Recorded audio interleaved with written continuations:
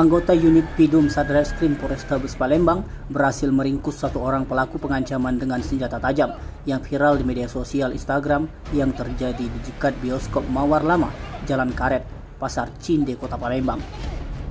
Pelaku bernama Ferli Septian, warga Lorong Purba Cinde, Kecamatan Bukit Kecil, Palembang. Ferli ditangkap saat berada di kediamannya. Selain pelaku, anggota Pidum turut juga mengamankan barang bukti 2 bilah senjata tajam jenis pedang yang digunakan pelaku saat mengancam korban.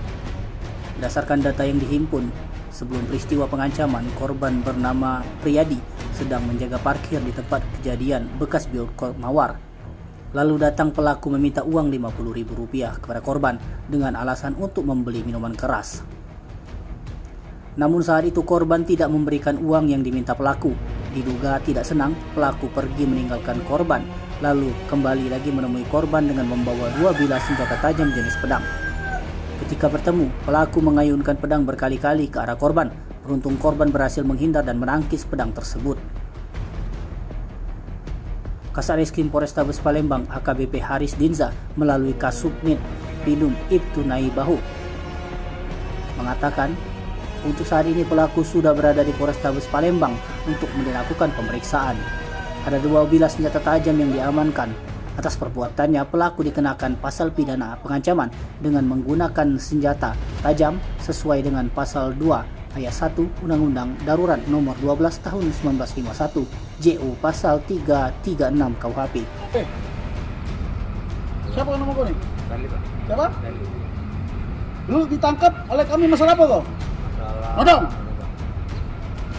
Waktu tembak kau kan? Berapa bang?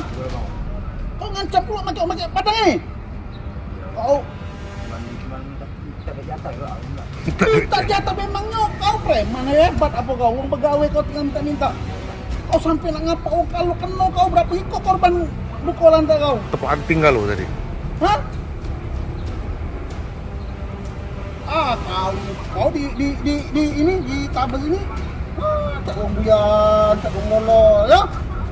Tapi di luar paling hebat, paling pakam. Nah, mana lagi kau nih? Aduh, kau. Ini pedang kau gunakan tadi kan?